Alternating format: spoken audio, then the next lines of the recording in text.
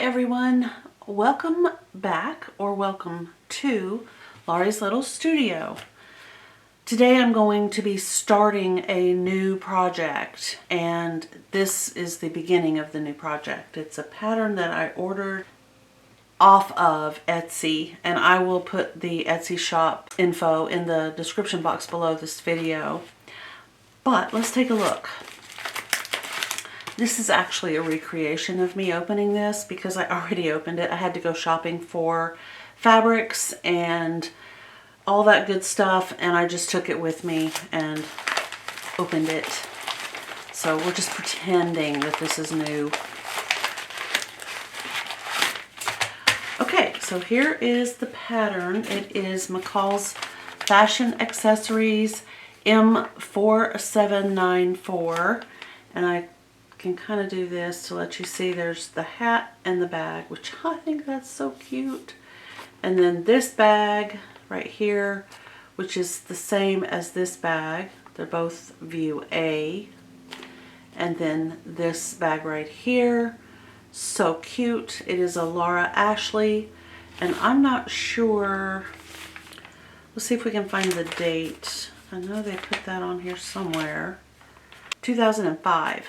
Let's just see. Now this I have not opened yet, and I don't know if everything is there. I'm going to assume it is. Alright, it looks uncut. I believe it was sold as uncut, but I'll confirm that. Now, as is the case with most of these types of patterns, you will have more instruction sheets than you will have pattern pieces. I'm being facetious, but it's still, I mean, we have one of 5 here. So my plan initially when I bought this pattern was to take a piece of fabric that I already have, which I'll go grab real quick. I'm still hearing chair squeak. I thought I had taken care of it. Anyway, this is the fabric. It's just sort of a, I guess you'd call it ditzy, but I'm seeing a lot of repeat, so I don't know if that qualifies as ditzy. But anyway, fell in love with that, and then I decided that what I had purchased it for, the pinks are too pink. So my thought was to make a bag from it, and I wanted to make a bag that I could put a piece of pleated fabric that I'm going to smock onto to whatever bag I end up making. And I'm still kind of trying to decide which one and how I want to do it. Obviously I have 3 choices. And also I'm going to make this hat for my oldest daughter Candice. And I'll show you the fabrics I chose, and we'll talk about that in just a minute. But these are all of the pattern pieces right here. It looks like there are a grand total of 22, with a lot of little ones, which is fine. Lots of good instruction up here. Then the layouts are down here with a nice good key. I like it when it tells you in one place what you are supposed to do. Okay, I'm sorry I keep hitting my camera. It specifically called out sew-in interfacing, and I don't know, I might use some sew-in on the hat, but I don't think I'm going to use sew-in on the bag. We'll see. I did purchase some pretty heavyweight, it says mid-weight, but it's like heavier than any I've really ever used, that I can tell. I don't know, maybe I've used this weight before. And I also do have some interfacing that I could sew in if I need to. And if I don't have what I need, I can just go ahead and either go to the store and get it, or I can decide what I need and order it. But anyway, here's some pretty darn good instructions. This bag looks really intriguing. All right, and then we have instructions for the hat.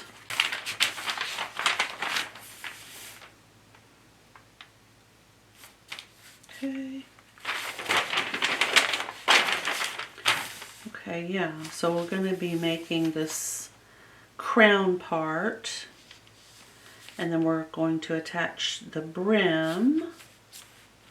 And it is kind of a ruffly little brim, which I think is just adorable. And then you attach a bow and a piece of ribbon, which I'll get into that now. I'll show you. I'll show you what I ended up getting last night. Okay. I took this bag with me to Walmart last night. And I had not been to Walmart in I don't know how long. I mean, seriously, it's been a long, long time. And the reason I ended up going there is because Joann had already closed for the day. And Hobby Lobby was going to be closing like within 5 minutes. And I knew I would not have time to look at fabric and then have it cut. Well, at this particular Walmart, I won't name the location, but you go in and you're kind of like on your own. The fabric department, and it's just like one of maybe two in the general vicinity of me that would even have it. And I didn't know for sure that they would have fabric, but lo and behold, they did. There just wasn't anybody back there to assist. However, it didn't matter because I found these 2-yard pre-cuts, and I am delighted. So this one is Better Homes and Gardens. It's 2 yards, 100% cotton. The name of this particular pattern is Floral Blooms Blue. And then it has like this little paper printed what it looks like right there, which I thought was so handy. And how neat. I'm planning to hang on to this really thick piece of cardboard for other fabric storage. But this is for the hat, and I'm going to go ahead and we'll just take a look. And I'll be honest, having never bought a pre-cut, I don't know what it looks like. I have no idea if there's raw edges, if it was cut from the middle, if I'm going to have selvages. I just don't even know. Oh, here's one of those plastic clips. I can't stand plastic. I'll just hang on to that. And another one. Okay, I've unfolded the first part, and this is definitely selvage right here and cut edge right there.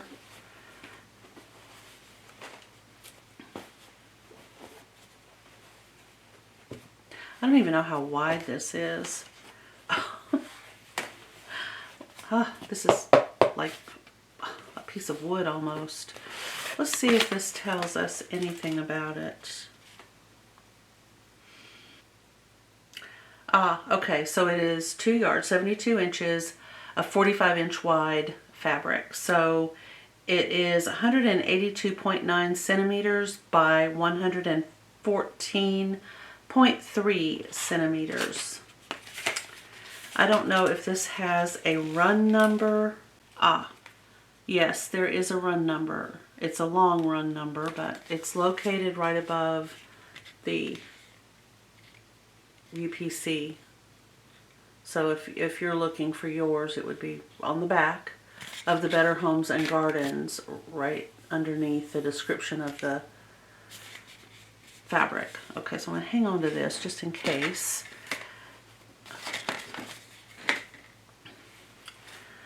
Alright, so here's what it looks like halfway opened out, which I think is just beautiful.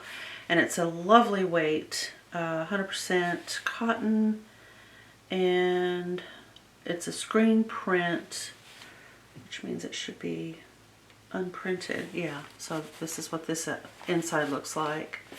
It has a very nice hand, kind of surprising actually. I mean, I could feel it, you know, it's not covered up 100% with this, with that thing I just had, but it feels real thick when it's all folded up on itself.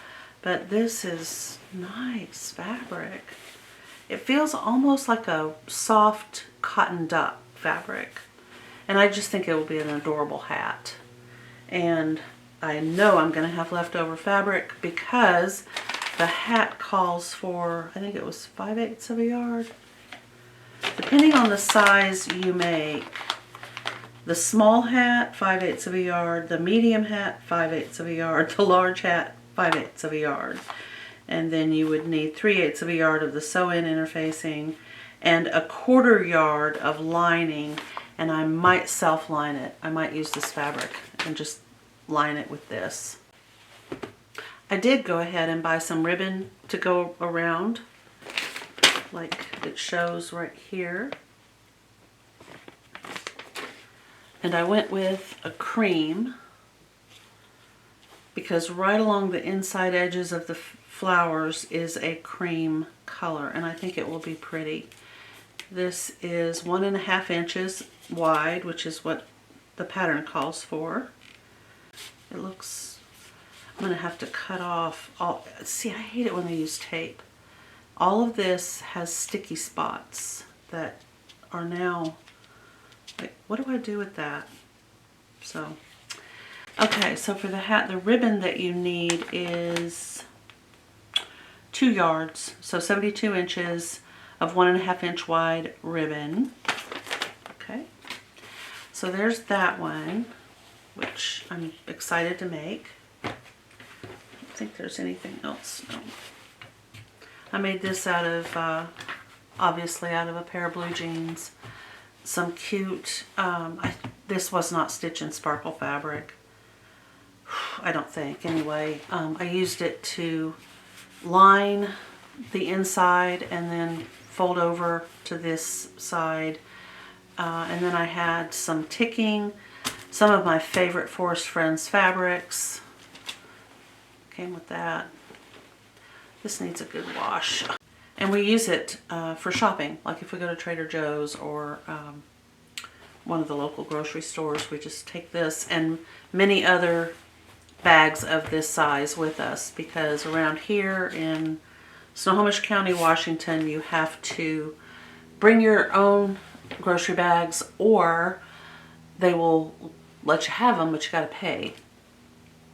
I don't mind paying, but I don't like the idea of having plastic, so we try to remember to take those bags as often as we can. This fabric is a Waverly Inspirations 100% cotton duck. Same thing, a 72 inches, 2 yards by 45 inch wide fabric. And it feels great. But these, you might have noticed, the teal and red are, I can't say they're my branded colors because I honestly, I mean, at this point, brand is not really where I'm headed. It's something I think about, but if I were to have branded colors and use anything in my own brand for Laurie's Little Studio, it would be teal and red, so or a variation of that. So when I saw this, I was delighted. Let's take a look at this fabric.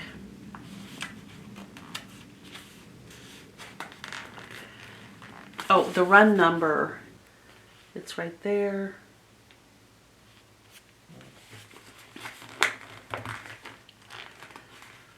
That's so sticky.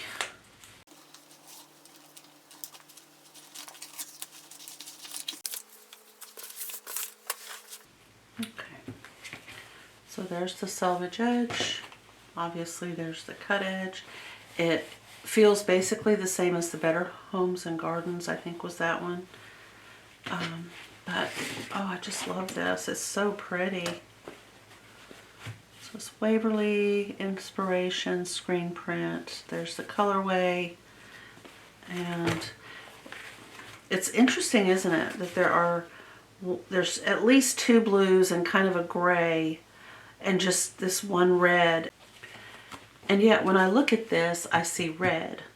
Lots and lots of red. But I love red. I don't do well with this type of bag. It just doesn't work. I like to just drop things in type of bag. So these 2 styles are absolutely perfect for me. And I love these little ties. I think they're really cute. So I think it's going to be view A for me. and view C for Candice. All right, I'm gonna make a quick peek at the pattern pieces. I won't put you through the agony of cutting them out.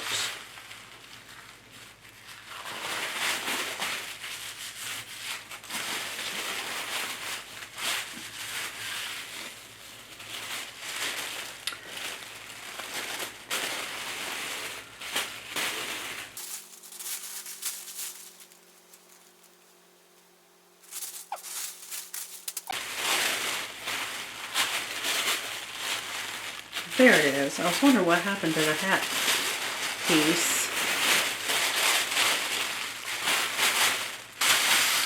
Sometimes this happens. This is piece 12.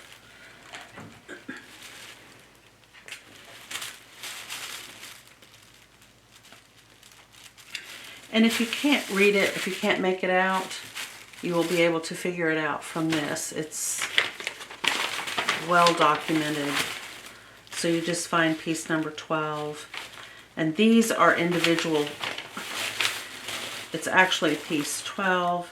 And then there is a piece 13 and a piece 14. And I suspect that those are for individual sizes. You do cut 2 of piece 12, 2 of piece 13, I think, and 2 of piece 14. All right, I'm back. So I'm just going to cut around this. I'm not going to cut it out, but I don't want it big and bulky.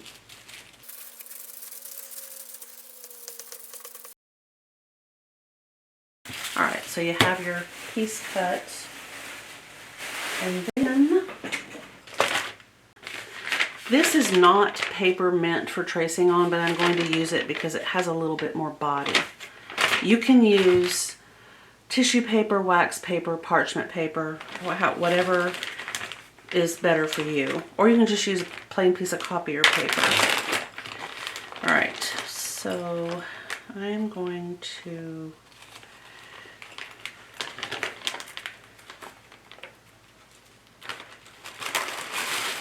I have several different colors of this paper.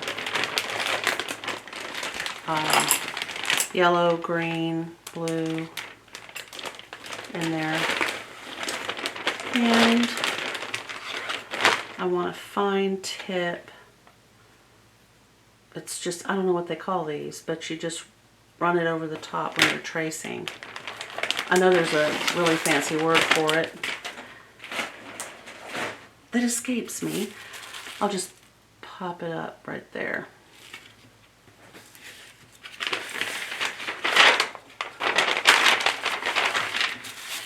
Alright. Now you have to make sure that you're getting your paper on the right side so you can check. Yes. I don't know if you can see that, but there's a line right there. So I know that I'm on the right side. I'm just going to put this down, and often you can tape it if you feel like you need to. And then just stylus. I think that's what this is called, a stylus.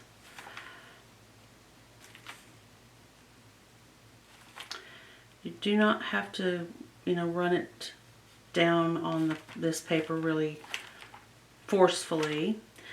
Now these are the notches, and I'm going to notch mine out instead of in. So I'm going to draw a notch.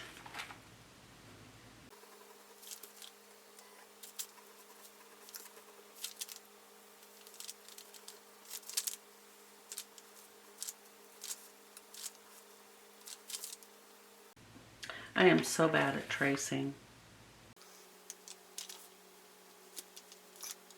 Okay. Now I will not be doing these interior markings yet. I might have to, I don't know. I'm going to just go ahead and let this one be the large and let it stand at that. I'm going to draw in the 12. I'm going to just write C and then front. I know I need to cut 2 of the fabric, which is the F, and 2 of the interfacing, which is I, and 2 of the lining, which is L. And I only need to do M4794 because I know that M stands for McCall's. I don't have to do all of that. Now over here, I do need to mark where it says LMS. I'm marking L. And I know that this is large. This is the grain line, which when I trace a pattern is GL.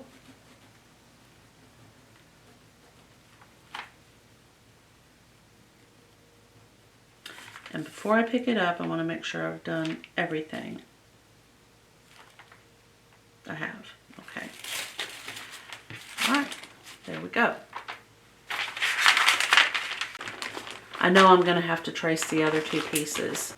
But before I keep this out and keep tracing, I'm just going to go ahead and trim out all the pattern pieces. There could be others that I'll need to trace. I don't know at this point. So when I come back, all of that will have been taken care of. All the pieces will be cut out, pressed, and ready to go. And I am going to go ahead and pre-wash both of these. And my plan is to start with the hat. So I'll get this. I'm probably not going to wash them together because I don't know how color fast they are. All right, I will see you back here shortly. Okay guys, well, except for this little spot right here, I have cut the pattern and traced the pieces that needed to be traced, and that was only the hat. So now it is time to look at these, and I realize this may be tedious and maddening to some.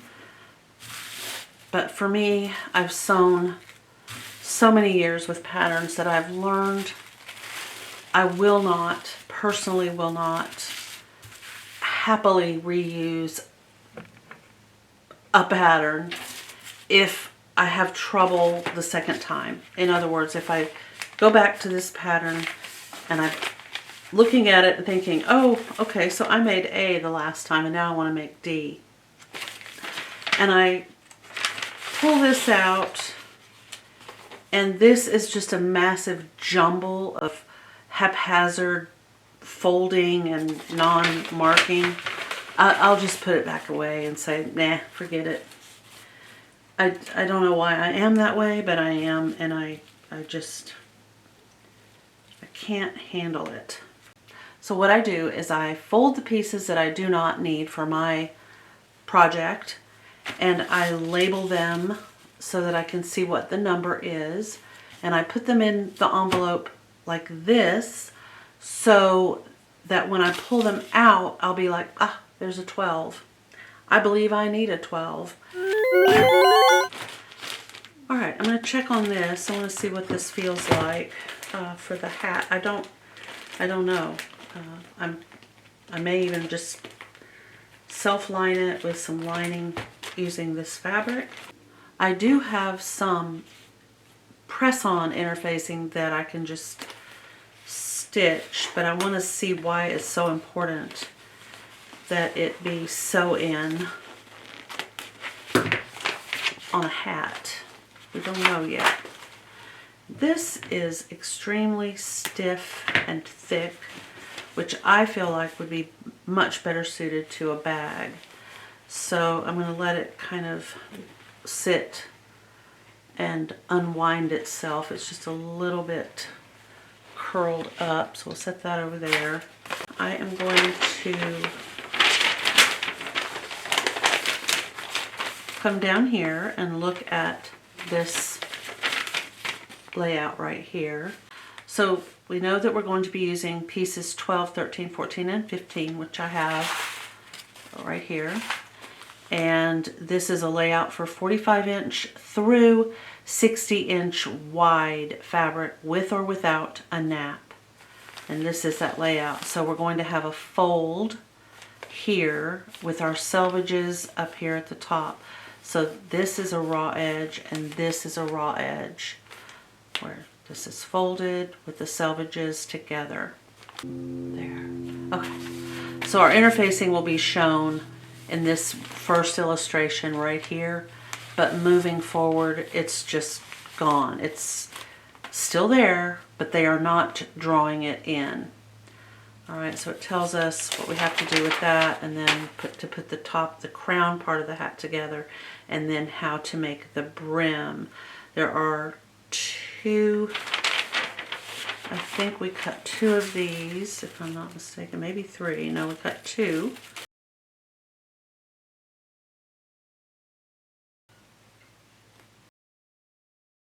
My only concern about this blue is that I might not have enough to run up bobbins on that too, and this I've got lots of, so I think it looks all right. It's fine. So we'll be using the Gutermann white. So this has to be folded this way. Hey everyone, it's Laurie from the future. I am editing the video and I hated the way my video of the cutting layouts looked. I couldn't stand it. So I have jumped into the future and I am going to redo that part. The empty rectangle is the right side of the pattern. The dotted rectangle is the wrong side of the pattern. What that means is if you see dotted pattern on this layout down here, that means that you have to turn your pattern piece upside down onto the fabric. This one right here is the right side of the fabric, and this one is the wrong side of the fabric.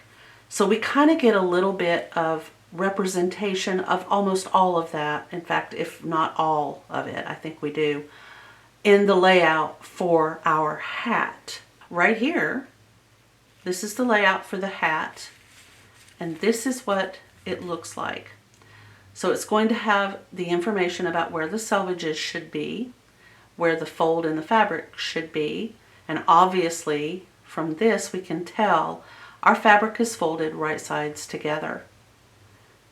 So the blank fabric is the wrong side, the shaded fabric is the right side. So our fabric is folded with the selvages together up here at the top, right sides together, and this is how we are supposed to lay out our pattern pieces. These are the crown pieces, number 12, number 13, and number 14, and they are placed on this piece of fabric right side up. And here are the brim pieces, and they are placed on the fabric right sides facing down. So if this was that piece, this is piece number 1. Let me back it up.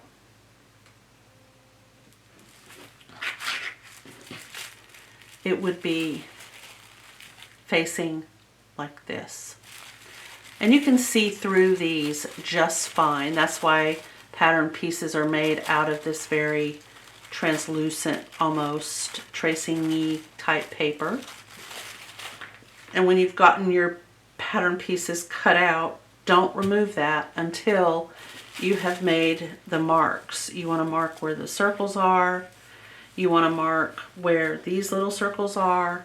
You want to mark any other markings that you might need. I will say that I think it's a very smart idea to read all of the instructions in this particular pattern. There is some very good information at the top up here. Right here is all we need if we speak English, and down here is what we need if we speak Spanish. And I recommend that you read it, especially this center section right here. It has invaluable information about how to fold your fabric before you cut it. So now we're going to go back to past Laurie. I will be cutting it out and then unpinning it and cutting it out again, as you can see right there. So we're going to put this fold line on the fold.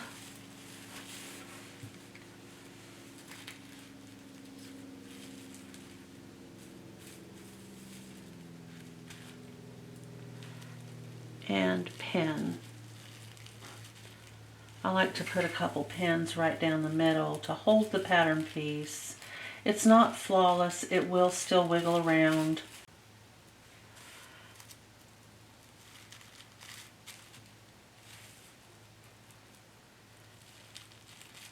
If it feels like it will be difficult to see the markings that are on the pattern that you're going to need, go ahead and transfer those to the opposite side of the pattern before you do the pinning, before you get it put down and you then have to unpin it and go back and do that step. You're going to be pinning, of course, through 2 layers of fabric from the wrong side.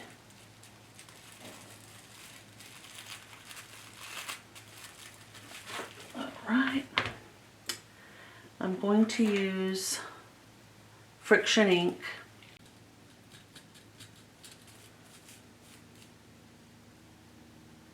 Okay, and it would appear to me that there's only one marking. I don't see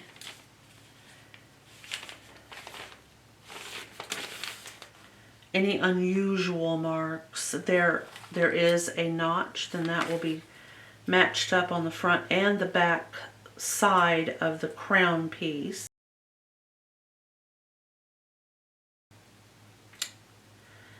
I'm not really seeing anything. Yeah, okay.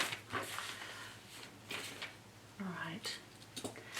Now I want to go ahead and look at my layout and get these pieces pinned as well.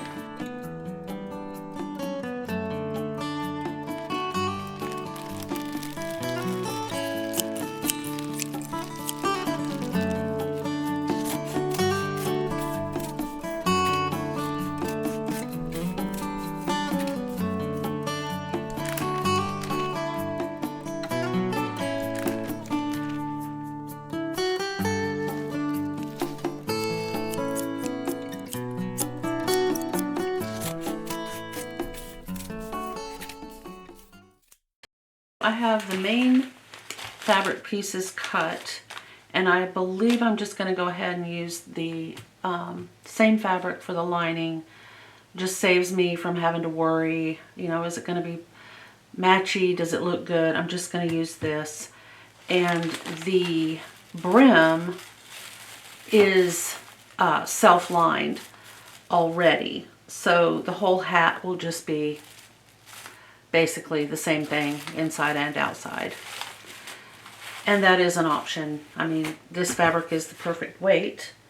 Obviously the lining, you don't want it to be heavier than the fabric you're using. So I am just going to go ahead and cut these out again for the lining, and then I'll need to cut these out with some interfacing. There we go. 14. So we have all of those, and I am not gonna lie, what we do is we start off with the actual outer crown of this hat by applying the interfacing.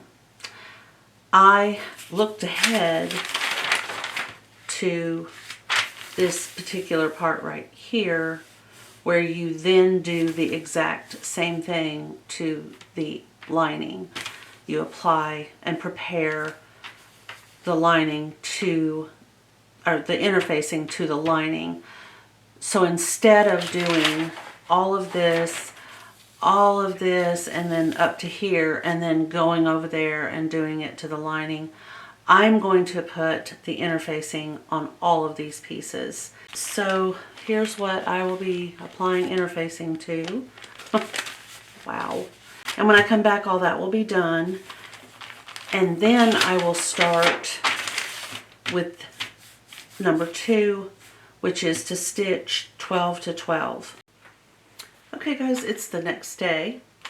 I've got all of the interfacing pressed onto each hat piece right here. And now I need to mark these circles that you can see on the pattern piece right there.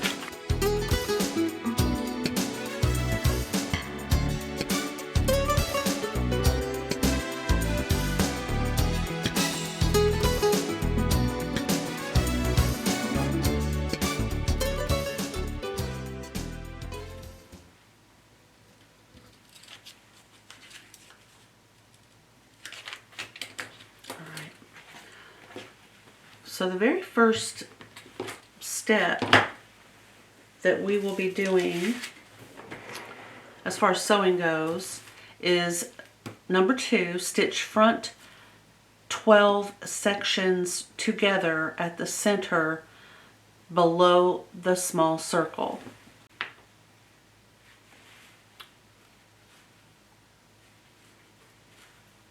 I'm going to trim this one to match this one. They're just a little off, and I think it was because I was stacking my pattern pieces while I was cutting them out. The rest of that's fine. So what we're going to do is stitch these 2 pieces together from this circle to this circle.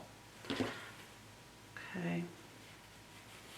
And I recommend pinning or clipping. I think clipping might be better because the fabric might show the pinhole. So let me grab my clips real quick. Okay, so I'm going to take some clips. You won't need that many. These pieces aren't that big. Even this is the large size, and it's just 1, 2, 3, 4, 5, 6, 7, 8. Really just 8 inches from here to here. But our stitching is going to be from this dot to this dot, and we are supposed to use a 1/2 inch seam allowance. If you aren't familiar enough with the front of your sewing machine, where your seam allowances would be marked, you can temporarily mark it with a piece of tape. Some machines actually have the measurements indicated, and some just don't. Mine doesn't.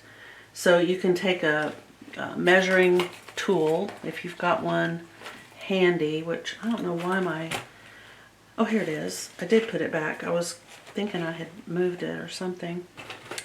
So you just measure a 1/2 inch from where the needle enters the hole in the machine. Look for a 1/2 inch mark. Okay, so mine is the second one right here.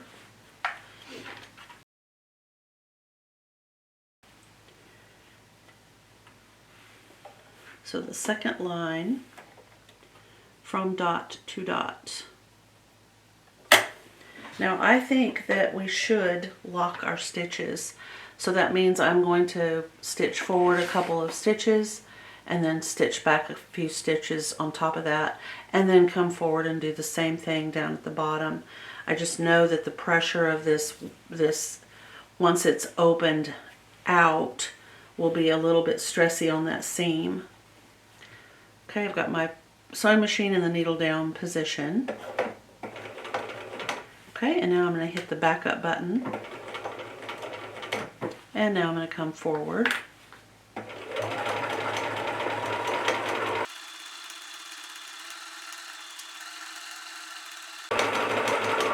Okay, I have gotten to this lower dot, and I'm just going to back up a couple or 3 and come forward again. And now I'm done. And that's what it looks like. I don't know if it's going to show where the stitches are. I can see them. There they are. Cut off these threads.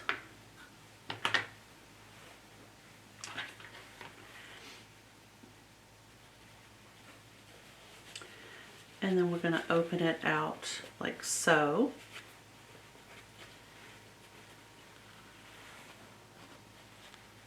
So I think you can see the little bend there. And then we have to do the same thing to the second set. So right sides together. And push it out like we just did. And we're going to edge stitch this seam, which I do want to press open nice and flat. And then we're going to put this under the sewing machine and edge stitch it 1/8 of an inch from the seam line. So let me go press these. I'll be right back.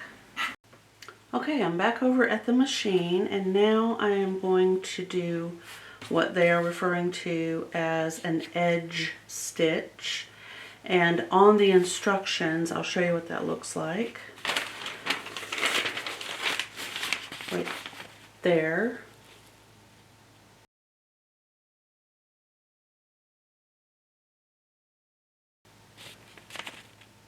And it's step number 3. Try to tip George up so you can see maybe a little bit. So I have areas on this foot, the opening where the needle goes through, and these toes, and I can just kind of gauge as I'm going down this side and then again on this side, which I'll probably turn this piece over and go this direction to make all of these look the same. You can set your foot in a certain spot, and then on the Bernina 1080 Special you can move your needle over if it makes it easier to do.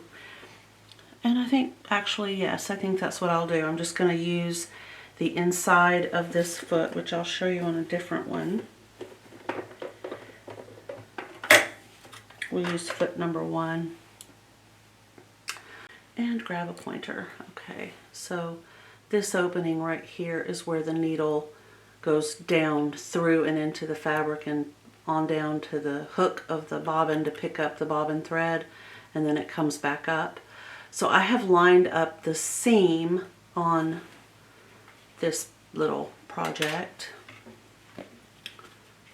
so that it is right along this edge right here.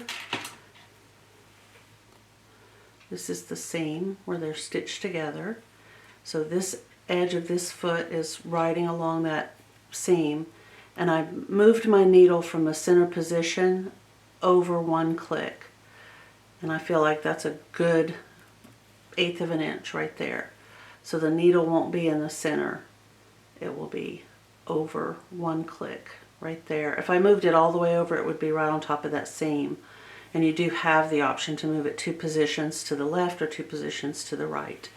And I've moved 1 click to the left. I am kind of helping where the curve on this is right here by gently pulling the fabric apart so that the seam doesn't get bunched up as I'm stitching.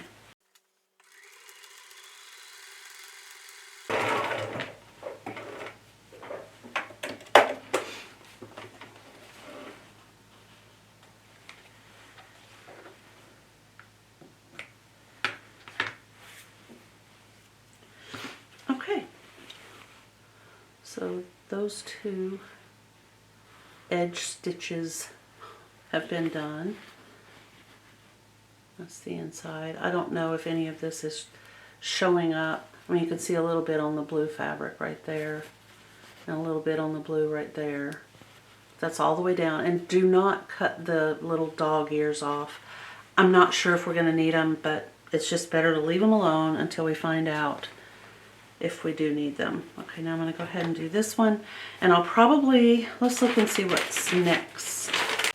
So now we're going to, after we get these two pieces edge stitched, we're going to stitch piece 13 to this half of 12 and this piece 13 to this half of 12, and do the exact same thing as far as pressing and edge stitching goes. And then we're going to attach 14 together, just like we did with 12, and edge stitch, and then we will go ahead and stitch 14, which is the back section and side, to the side sections, which would be 13.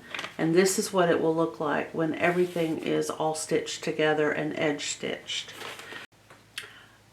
And I'm not sure that I was making this clear, but one set will be the lining and one set will be the actual outside of the hat. So these are not going to be attached to this. This is lining and this is the hat. I think that might have been confusing. Okay, so I'm going to continue. As it turns out, I'm about to attach 14 to the 13 pieces. And here's the thing, because I have been pressing my seams open, I've lost all of my friction ink, heat erase dots. So I need to redo the dots, which means I need to pull my pattern pieces out of the envelope. Alright, so 1/2 inch seam allowance at the dot. I gotta put my needle back in the center position.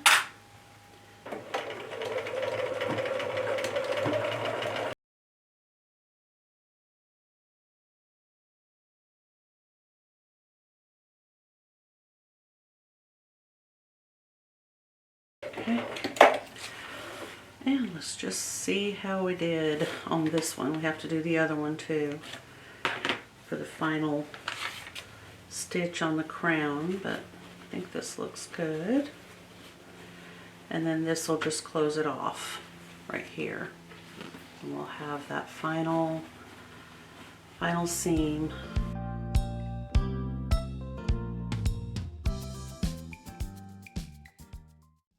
And I will admit that if the top isn't closed off, I'm going to have to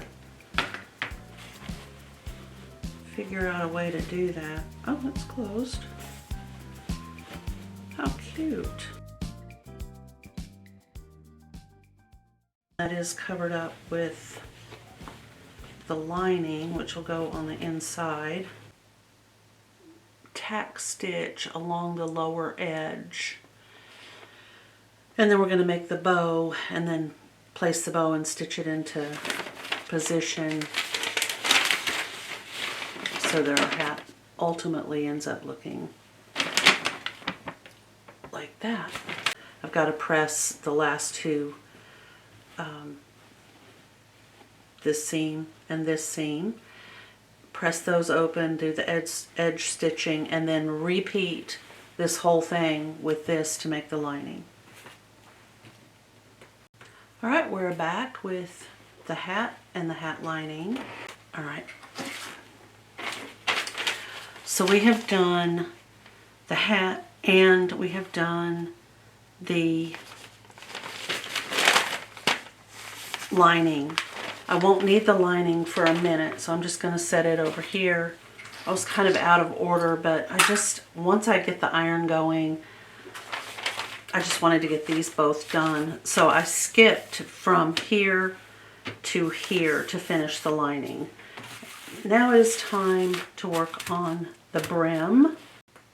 Now I want to see if there are any markings on this pattern piece that I need to transfer to the brim. And basically if I see markings, I'm just going to go ahead and do it because they'll come out later. This pen is driving me mad. It's falling apart. I need to replace it. Okay. Alright, so here are these little half circles. And I'm just going to kind of mark where the large half circle is on the brim and the brim lining. Okay, and there's a little circle up here that I'm also going to mark right through the pattern onto the fabric.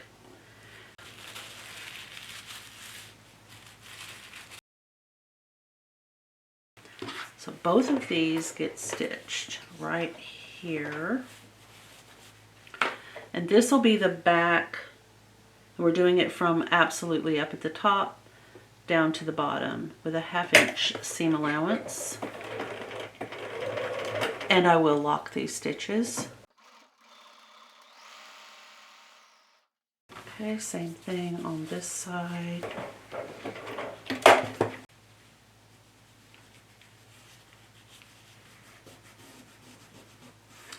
All right, and with right sides together, so I have to turn one of these. We're going to match up these two seams.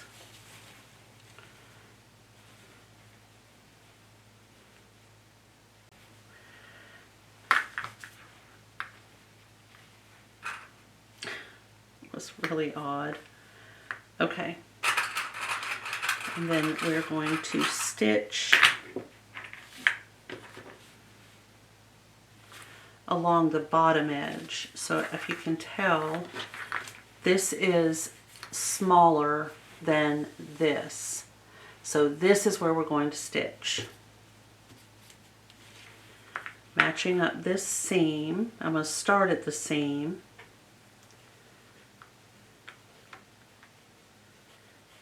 Okay. I need to make sure that my sewing machine is correct, and it needs to have the needle put back in that center position.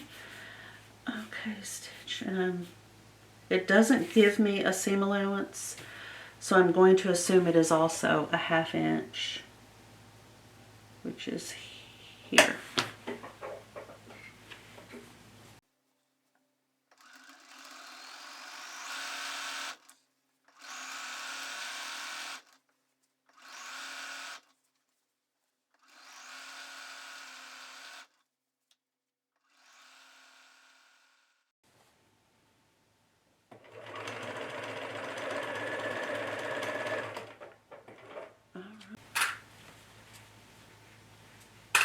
Turn it this way, right side out.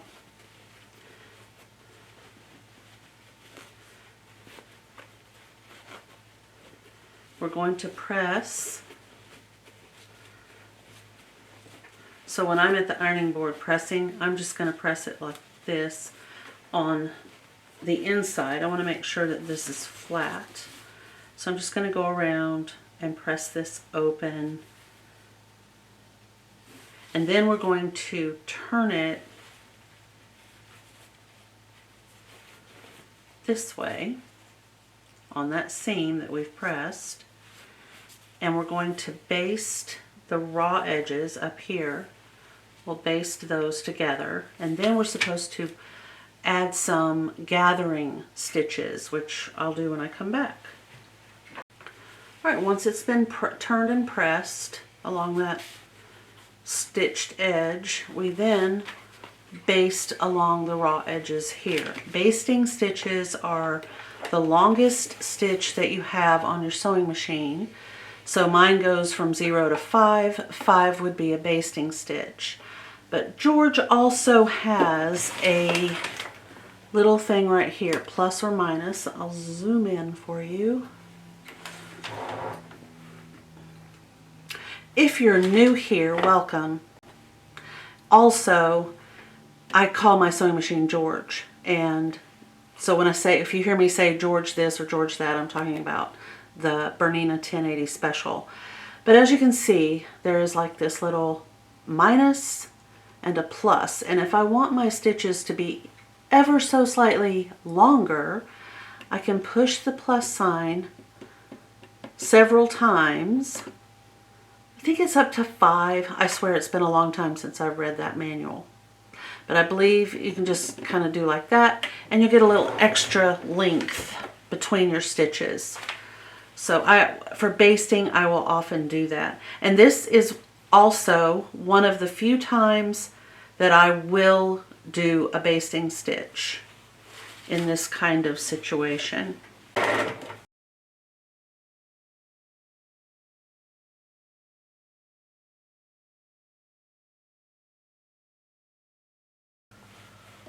And I did manage to stitch over my leading thread, so I need to pull it out from underneath the stitch. I have basted, and I'm just going to cut these threads off. I don't need to worry about using these for gathering. Now I am going to run another row of basting stitches that I can use to gather, and it will be between this row and the raw edges. Coming up to where I started.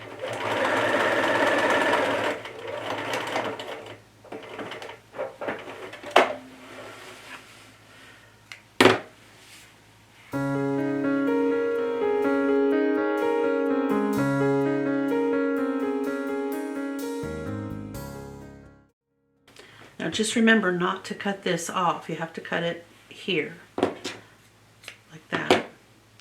And also, you need to have a continuous thread that goes around the brim. If you have to stop up here, say, and rethread your needle, you won't get good gathering. It'll just be a mess. All right, so I can pull these because this is a knot, and I can gather up the brim without fear that this thread is going to break. It just won't. But look how cute.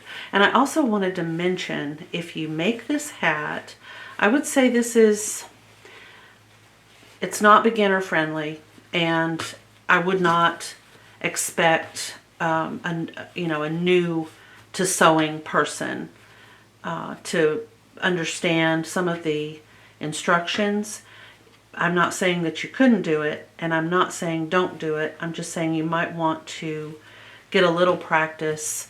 Try maybe making it on fabric that that you didn't buy specifically for the hat, like an old sheet or something like that.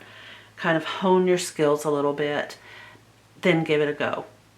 That's probably the best advice I can give. The second thing I wanted to say is, if you don't feel like lining the inside of this hat, I wouldn't worry about it. I mean, for looks, yes, but for functional abilities of a hat, this would be fine. You could, in fact, finish the edges of these seams on the inside either by serging them or, flipping them under once like this to keep that from fraying. And quite frankly, you could just zigzag over these raw edges to keep them from fraying. And then you wouldn't have to be all fussy with the lining, which, you're going to install. Let me think how this is going to go. Yeah, right sides or wrong sides together like this. So the inside looks like this, the outside looks like this. Okay, now, the other thing I was going to tell you is, when you get really good, you could install a beaded edge, a lace edge, a piped edge. There's all kinds of things that you could do to the edge of the brim before you sew it. So we'll talk about that if I ever make this hat again, which I kind of might. I'm thinking I just might do it some different way. Okay, now what we're going to do is, with right sides together, we are going to turn this way.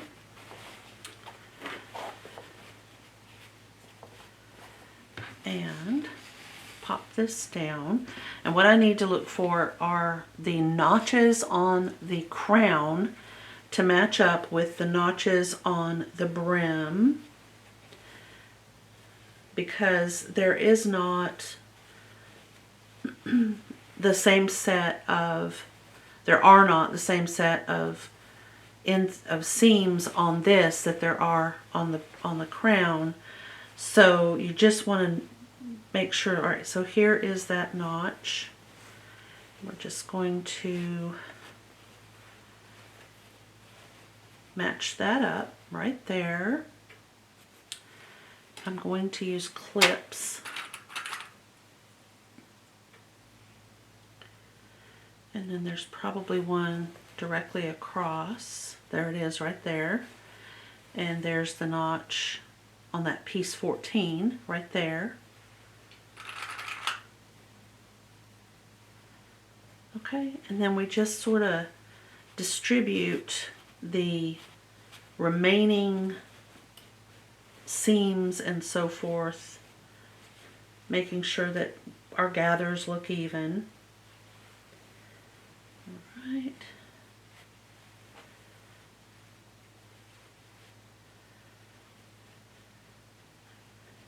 And you might have to go around a couple times, and that would not be a surprising thing at all.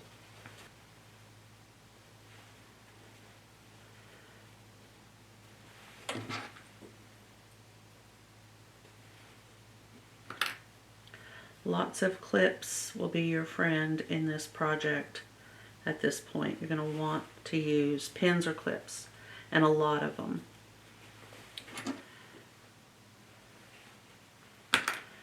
And we got more.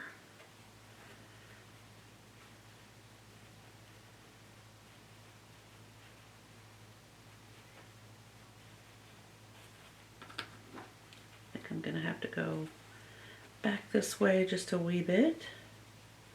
This may seem tedious, but you'll really be happy that you did it.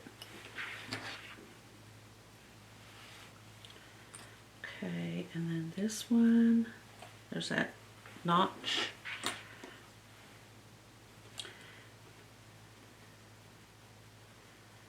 And all right, so now we're going to stitch all along right there.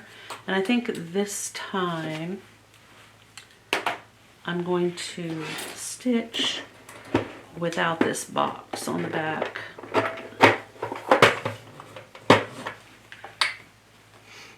And I'm going to start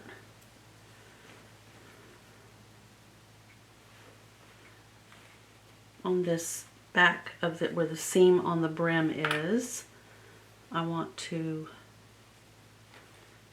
remember that I'm doing, let's double check. Yes, a 1/2 inch seam allowance.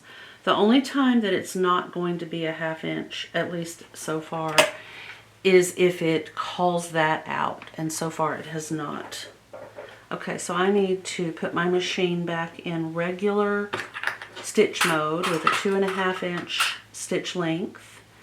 The best way to do it is to turn the machine off and then turn it back on and put it in needle down, and then all of the default settings are back in place.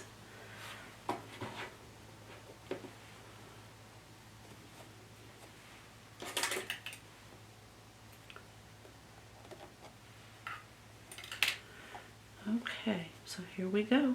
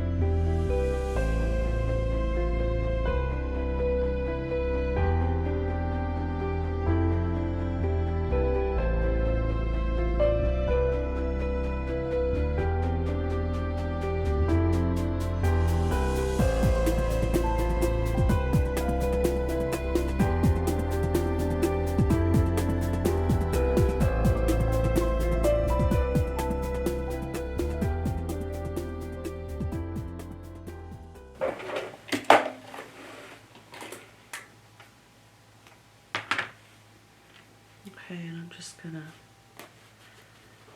remove this gathering thread.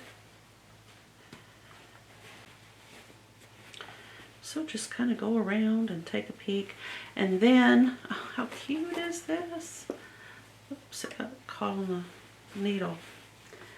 Cut all the threads on the inside, and then your next step is to edge stitch it just like we did on the crown pieces.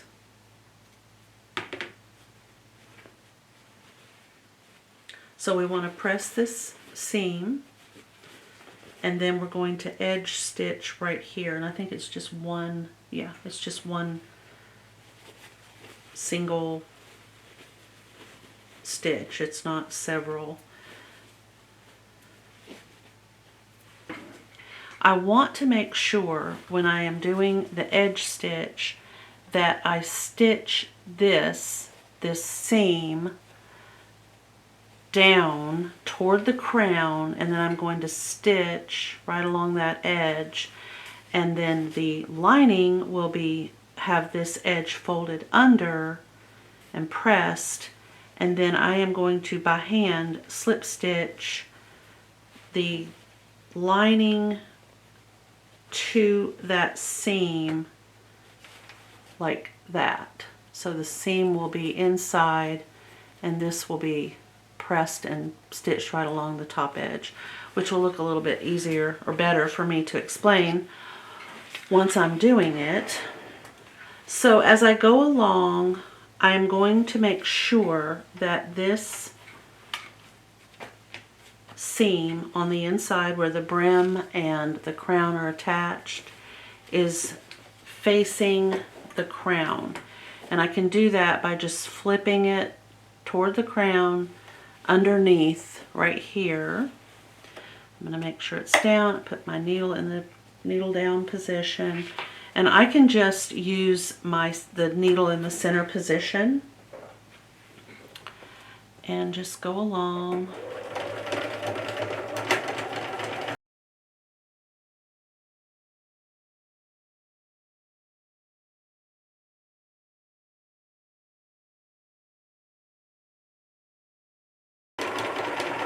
All right, so we've gone all the way around.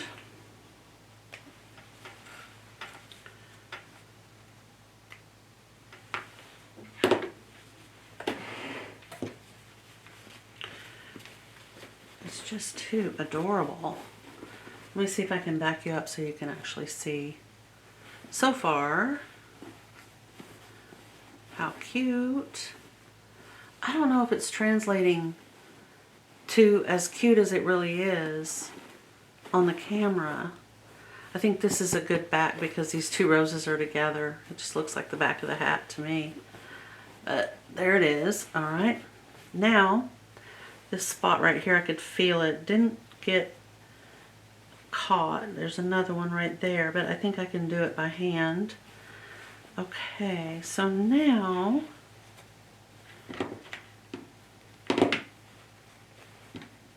some of this is the leftover basting stitches that they can just be cut.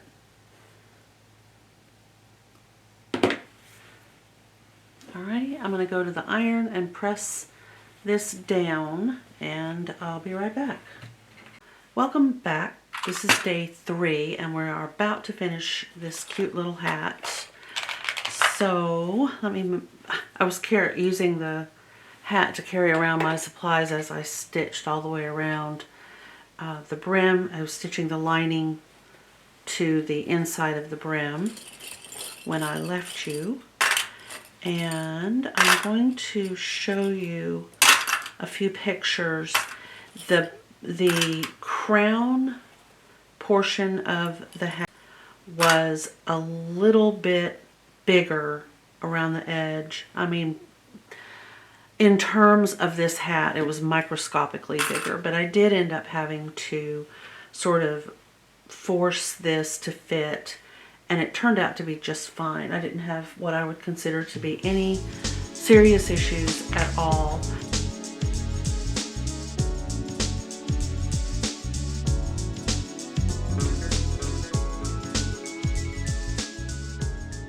So I took a few pictures. It was right at the very end where I had one bubble, and I just managed to kind of push the brim down onto push the crown onto the brim, and it worked out just fine. So I will be seeing what this hat looks like flipped the correct way for the first time with you guys. So here we go. Oh my goodness, it's so cute. All right. Would you look at how cute this is? I think it is precious. Wow. Okay. So next, the ribbon is to be stitched, and the instructions say to take your 1.5 inch wide ribbon, and I'm going to have to cut. There are a couple of spots where the tape was that's just sticky, and I'm not going to use that on the hat. So I suppose I better measure it. Oh, I've definitely got plenty. Okay. So I'm just going to, I don't think you can see it, but there's a spot right here where the tape was sticky, and right here where it was sticky. You might be able to see it. And I don't want to use this portion on this hat. All right, so I just cut that away. So what we have to do is cut this ribbon. And while it specifically calls for satin, which I think is very traditional of Laura Ashley, I think you could go with grosgrain if you wanted to. All right, and we need to have 1 inch passed so that we'll be able to flip it under on itself. All right. Okay, so I have pressed it. And I want to look for that seam. Oh my goodness, where is it? Right there, okay.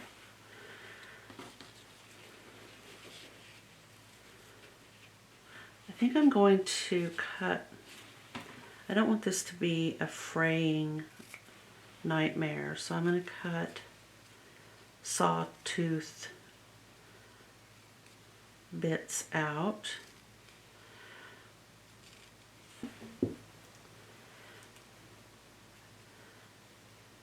Have to be careful though.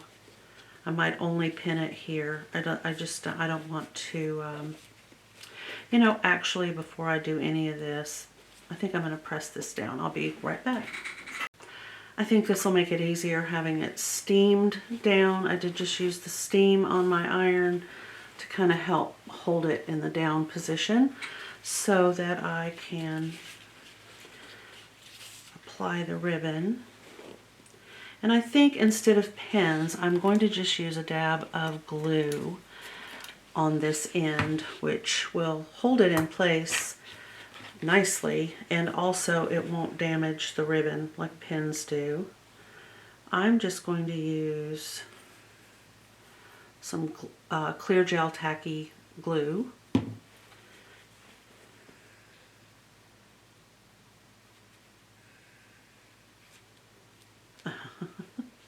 Sliding around on me. Okay. I am going to need to let that just kind of dry for a moment.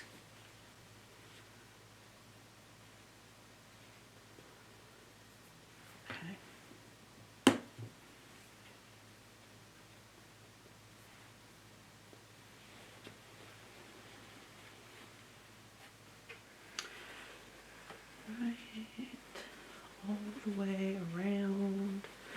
Did I leave it long enough? Yes, I did. Okay.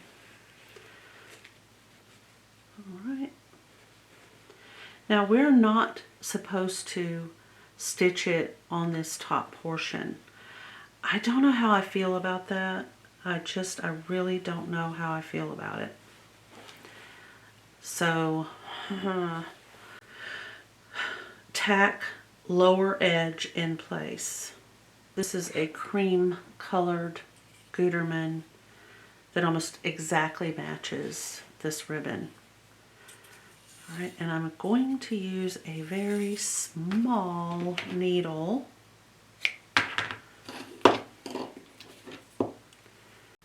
So a couple of things here. I gotta take my glasses off. My eyes are just... Somewhere along the way, I meant to attach this raw edge piece to the back of the hat, and it is not attached to the back of the hat. I somehow missed that. It's over here. Let's see. Where are you, buddy? Are you in there? No, still not, huh? Okay. He's camera shy. He gets upset when he hears loud noises from outside, and there's some weird random noise outside. So he wants to be in my lap, but he doesn't like being in my lap. So that kind of creates some anxiety in and of itself. Right, Bama? Oh, you okay? It's some kind of lawn thing. Somebody's mowing or cutting, or it's all right. It won't get you. I promise. It's okay. Can I take a picture of you with my phone? Is that all right? And we'll put it up right here for people to see because you're so cute. Well, you are, buddy. I think we can all say that it's lovely that we can all hear the lawn equipment now. But anyway, I did not get the back for some reason that I honestly don't know. I must have like been sleep sewing. I don't understand how that happened. Here's the back, and here's where I've got the ribbon ending. Oh, well. The other thing I want to point out is that is the case most of the time. When you get back around, you will look and say, why does this not meet up? Why?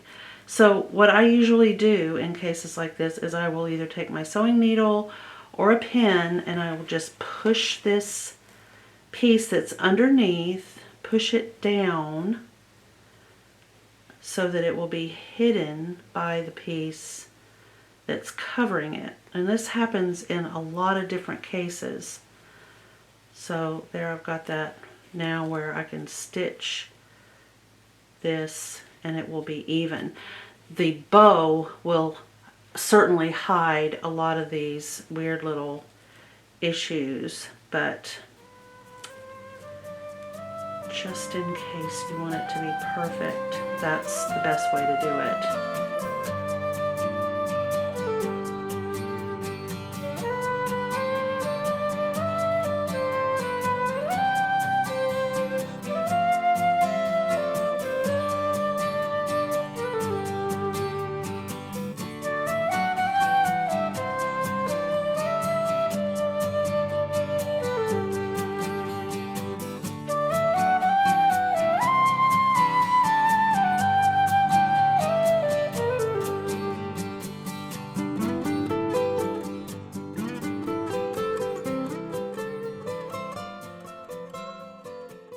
So this hat band has been attached, and you know, I am not too mad at it. I think it's going to stay just fine.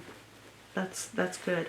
So our next step is to cut two 14-inch sections of ribbon, and lap ends of each ribbon 1/2 inch and tack, place the bow. Okay, so two 14-inch pieces off of this. So let's start at 26. 1, 2, 3, 4, 5, 6, 7, 8, 9, 10, 11, 12, 13, 14. So 26 to 40.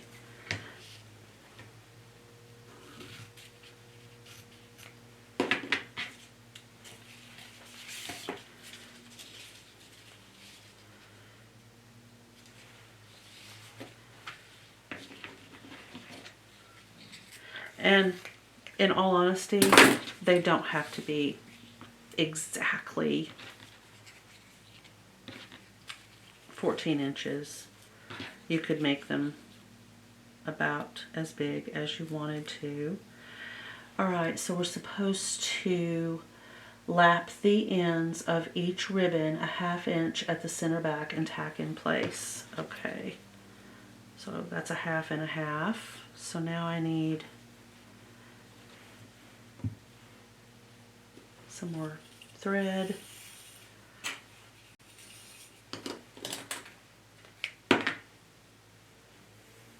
And you know, I think at this point we're about neck and neck with the amount of hand sewing to machine sewing on this project. It's honestly about 1/2 and 1/2. Of course, hand sewing always seems to take longer. Seems like there's a lot more of it. All right.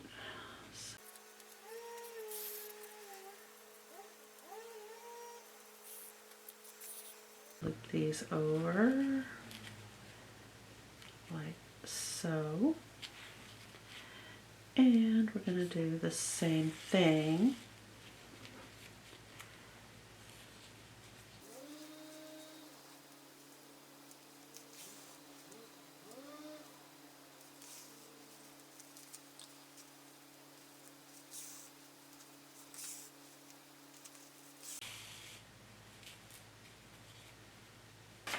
Go 27.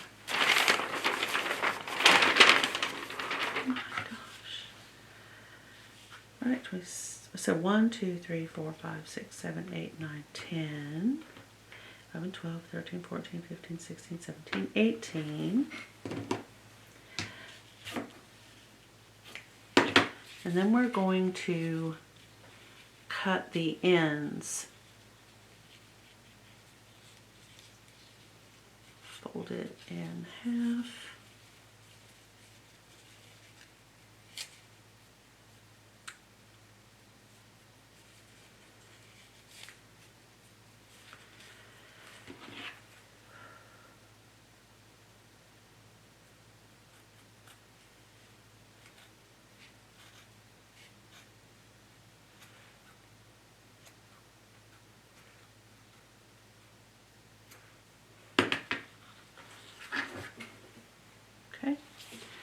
So you want to cut your ends like so. And then we are supposed to take the bow, which is, oh, it's over here.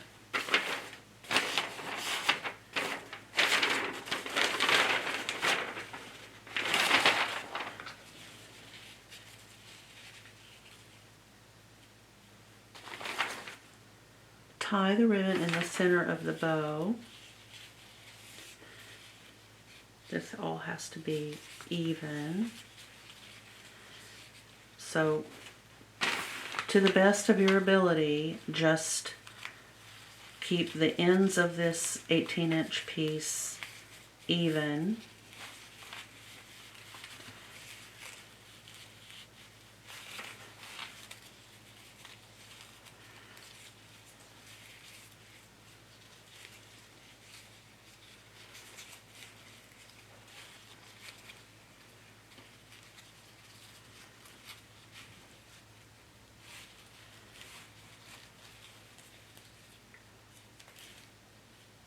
Oh, how cute. Okay. Then on the back side, stitch it down using your thread. I'm going to use a double thread this time. I need it for the strength. And I don't think I would bring the needle and thread to the front. I think I would just simply stitch it to the back.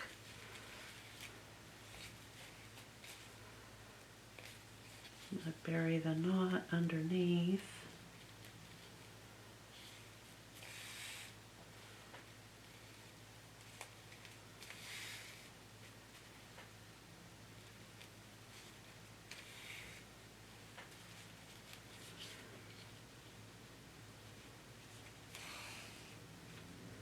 And I do want this to be safe. I don't want it to come undone or fall off or come apart while I'm out wearing my hat. And I kind of want to make sure that the ribbon, the 18-inch piece of ribbon, is falling the way I want it to fall under the bow. And I can stitch it in place that way so that it won't flip around or end up looking in a way that I don't want it to look. Okay, so there's that.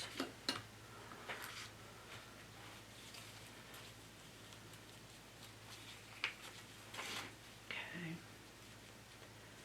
Definitely make sure that you're happy with it.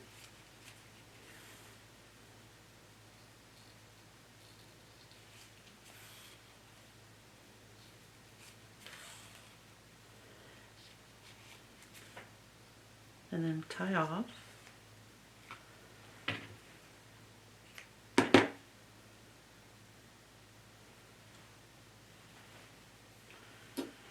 And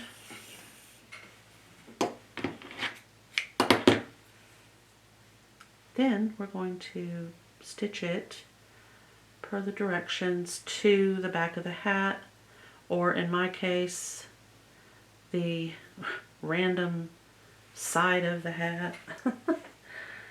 Live and learn. Don't sew when you're sleepy.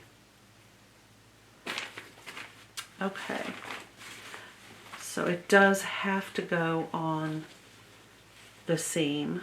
So there's the bow. Oh, it's just too cute. Look at that. I love it. I think I'm going to try to stitch it through the hat, but not through this piece of the ribbon. I just don't want it to show through the knot. I want that to be preserved. So under the bow, or under the knot.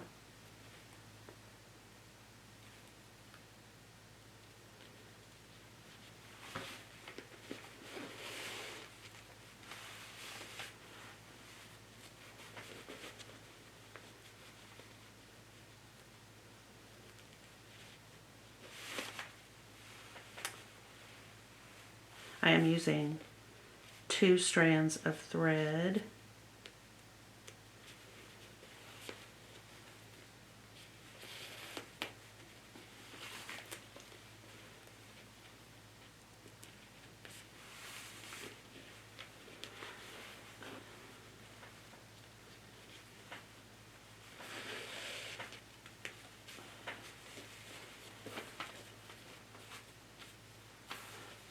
Okay, I think I'll do a couple more stitches, but again, I'm not going to go through that knot. It just kind of gives it an effortless look if you don't catch the knot. There we go. Ah, I love that. How cute is this? Okay, so now I'm going to tie off on the inside.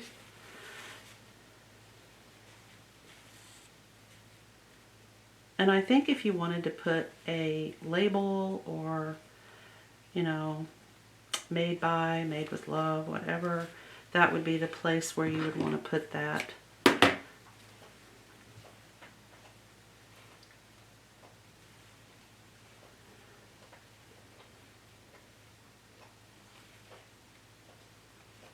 There we go. Now I'm going to tie some knots.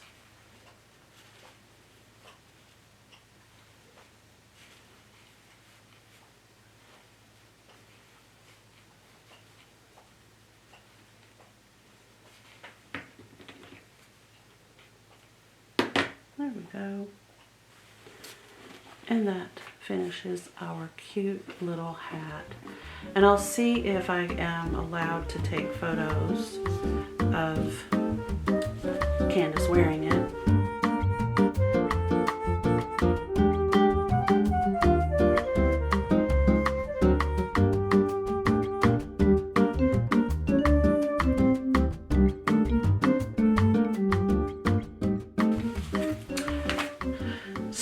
as I said minutes ago, I'm going to work on the bag in a different video. I'm doing the same pattern, McCall's Fashion Accessories M4794, View A. And I'll show you the fabric real quick. So if you want to follow along or make the bag out of the same fabric, I don't know if it's available online. I bought this fabric and the fabric I'm going to use to make the bag at Walmart in a 2-yard cut. This is Better Homes and Gardens, and the fabric I bought for the bag, I have to make sure I'm not going to run over Bama. Where'd you go, buddy? Come on. I have to get my fabric to show everybody. Yeah, there we go. This is Waverly, and that is the fabric that I'll be using to make this bag. This bag details information on beading this part of the fabric, and clearly this fabric and this fabric are not the same.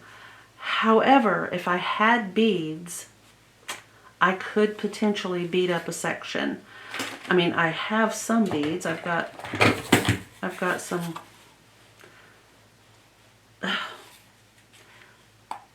glass seed beads right here, but that's really not a lot. I do have other seed beads. I have white ones. I don't think I'm going to do that.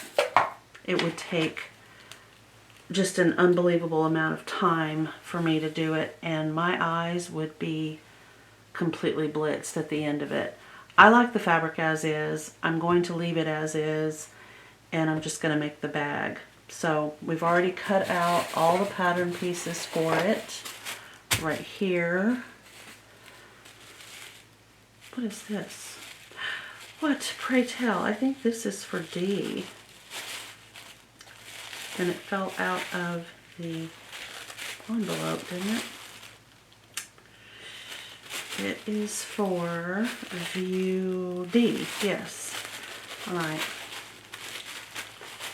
So maybe a little bit of foreshadowing on View D. I am also going to make View D probably right after I make this one. It depends. I have other projects in mind, but I think I mentioned yesterday, if I did, excuse me, I'm repeating myself, I'm going to pleat and smock this panel that is right here for View D, just to do it. I think it's a great way to showcase some of your specific artwork. You could paint a little panel to go there. You could do an embroidery to go there.